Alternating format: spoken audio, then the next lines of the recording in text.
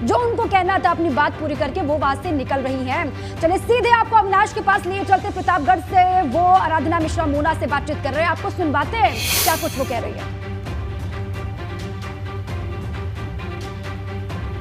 जी बिल्कुल, इस वक्त मेरे साथ कांग्रेस विधानमंडल दल की नेता आराधना मिश्रा मोना मौजूद हैं और चूंकि प्रतापगढ़ में एमएलसी का चुनाव चल रहा है, कांग्रेस ने अपने प्रत्याशी नहीं उतारे हैं, लेकिन कांग्रेस का किस तरीके से समर्थन, इस पर बातचीत करेंगे। मैम, पहला सवाल है, विधानसभा चुनाव संपन्न हुए, कांग्रेस के प्रदर्शन बेहतर नहीं रहा और शायद इसी वजह से एमएलसी चुनाव नहीं लड़ा गया, समर्थन किसी को रहा है? देखिए, ये लोकतंत्र है और लोकतंत्र में जो जनादेश होता है उसको स्वीकार करना चाहिए। भले ही हमने पूरी मेहनत की, ताकत लगाई, प्रियंका जी के नेतृत्व में जनता के मुद्दों को उठाया, पर अगर निर्णय हमारे पक्ष में नहीं आया तो हमने उसको सहज स्वीकार किया है। जहाँ तक एमएलसी के चुनाव की बात है, जो मुद्दा हमारा पहले भी था, हम भारतीय जनता पार्टी के खिलाफ जो उनके मुद्दे हैं, जिस तरह से महंगाई बढ़ रही है, जिस तरह से कानून व्यवस्था की बात है, जिस तरह से महिलाओं के खिलाफ उनके लोग टिप्पणी दे रहे हैं, उनके ऊपर अपराध हो रहे हैं, ये सारे, बेरोजगारी, ये सारे मुद्दे थे जो हमने चुनाव में लड़े। इन्हीं मुद्दों को लेकर के कोई, आज भी चुनाव हमारे लिए वही है, मुद्दे वही है।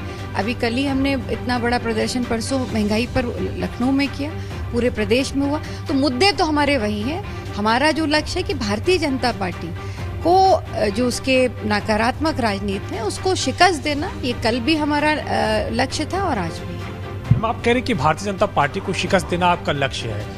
अगर यहाँ में स्थानीय स्तर की बात करूं तो आपको समर्थन राजा भैया की तरफ से भी था, समाजवादी पार्टी की तरफ से भी था। प्रतापगढ़ में दोनों पार्टियों के एमएलसी उम्मीदवार लड़ रहे हैं, तो आपका समर्थन किसकी तरफ रहा है? देखिए, अब ये तो लोकतंत्र में इस बात को, ये आपका सवाल भी उचित नहीं होगा और मेरा जवाब भी उचित नहीं होगा इस पर। हम सब लोगों ने मिलकर के जो निर्णय लिया है वो कुछ देर बाद आपको उसका निर्णय समझ में सामने आ जाएगा। और मैंने आपसे फिर कहा, मैं उसको फिर दोहराना चाहती हूँ कि हमारा जो लक्ष्य है वो भारतीय जनता पार्टी को जो जिस तरह से महंगाई बढ़ती जा रही, जिस तरह से अन्य मुद्दे पर असफल रही है, जनता के बीच में उसको ले जाना और उसको पूरी तरह से एक्सपोज करना।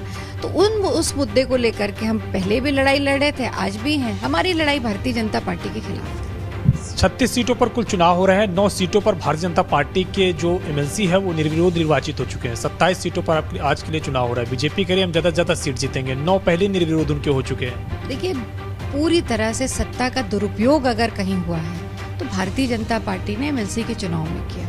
और जब इस तरह के चुनाव, चाहे इसके पहले पंचायत के चुनाव हुए हों, चाहे ये एमएलसी के चुनाव हुए हों, जहां पर शासन प्रशासन का भरपूर्वक बल का प्रयोग करने का अगर आपने देखा है तो भारतीय जनता पार्टी ने किया। जिस तरह से जो कैंडिडेट थे उनको नामांकन नहीं करने दिया, किस तरह से आरोप लगे, मैं नहीं कह रही हूँ, हर मीडिया टीवी चैनल पे दिखाई दिया कि बहुत से कैंडिडेट ने आरोप लगाए कि उनका फर्जी तरीके से उनका नामांकन रद्द करा गया।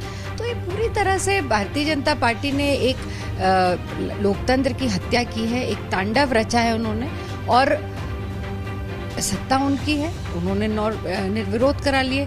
आगे का चुनाव है, तो मुझे तो पूरा विश्वास है लोकतंत्र पे, और जरूर निर्णय जो आएगा वो सकारात्मक राजनीति को आगे ले जाने का निर्णय आएगा। बीजेपी के आप खिलाफ हैं, रामपुर खासतौर से बात करें तो यहाँ आपका गढ़ कहा जाता है, आपका किला कहा जाता है, तो यहाँ के लोग भी प्रतापगढ़ एमएलसी के लिए वोट कर रहे हैं। तो क्या आप लोगों ने किसी पार्टी स्पेसिफिक को समर्थन देने के लिए बात कही अपने तमाम सारे प्रतिनिधियों से? देखिए, मैं आपसे सिर्फ इतना कहना चाहती हूँ कि ये किला नहीं, गढ़ नहीं है, मेरा परिवार है। और जब परिवार में कोई निर्णय होता है तो परिवार के सभी सदस्य बैठते हैं और एक निर्णय करते हैं। मैंने आपसे पहले भी कहा, फिर मैं दोहराऊंगी कि भारतीय जनता पार्टी को शिकस्त देना ये हमारा लक्ष्य था और हम उसमें सफल हुए। कांग्रेस अब कहाँ स्टैंड कर रही है, क्योंकि विधानसभा चुनाव में नतीजे आपके अनुरूप नहीं आए, 2 ही सीटें सिर्फ मिली, अब कहाँ स्टैंड कर रही है, आगे क्या लक्ष्य है? देखिए, मैंने कहा कि लोकतंत्र में जो जनतंत्र का जनादेश आता है उसको स्वीकार करना चाहिए। हमने भी स्वीकार किया, हमारे मुद्दे गलत नहीं थे, हम कहीं भी उन मुद्दों पे कमजोर नहीं थे। ठीक है, प्रियंका जी ने जिस तरह से अविनाश एक सवाल ये भी पूछें कि राहुल गांधी ने कहा है कि उन्होंने मायावती को मुख्यमंत्री बनने का प्रस्ताव दिया था कांग्रेस ने, लेकिन मायावती ने इस पर बात ही नहीं की। ये इस पर सवाल का जवाब जरूर लें। कहीं हम पीछे नहीं हटे, पर ठीक है, अगर जनादेश नहीं मिला। सवाल महत्वपूर्ण है, राहुल जी का भी बयान आया है, उन्होंने कहा कि कांग्रेस पार्टी चाहती थी बसपा के साथ गठबंधन हो और हमने मायावती को मुख्यमंत्री बनने का प्रस्ताव भी दिया था, लेकिन मायावती का कोई जवाब नहीं, कोई रिस्पांस नहीं। अगर शीर्ष नेतृत्व में उन्होंने उनसे बात की होगी, जरूर प्रस्ताव दिया होगा। राहुल जी कह रहे हैं जरूर दिया होगा।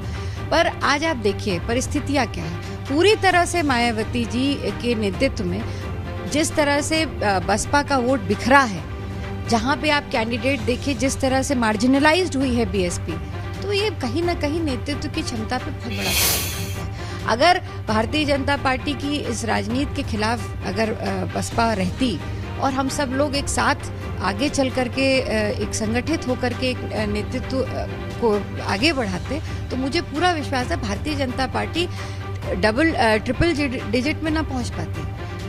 2024 के लिए अब साथ आने के लोग लक्ष्य की तैयारी करेंगे, सपा बसपा किसी के साथ आने? देखिए, आपको अगर याद हो तो प्रियंका गांधी जी ने भी स्पष्ट कहा था, राहुल जी का भी बयान है, हम लोगों ने हमेशा उन ताकतों को एक साथ मंच पर लाने की कोशिश की थी कि जो भारतीय जनता पार्टी के खिलाफ जो देश हित में है, तो गरीबों की आवाज़ को उठाने वाली पार्टियां सब साथ हैं जो राष्ट्र की रक्षा कर सके। पर अगर 2024 में भी इसकी आवश्यकता पड़ेगी, ठीक है अविनाश, तमाम बड़ी बातों का जिक्र कर रही है आराधना मिश्रा मोना। रामपुर खास कांग्रेस का भेद्य किला है।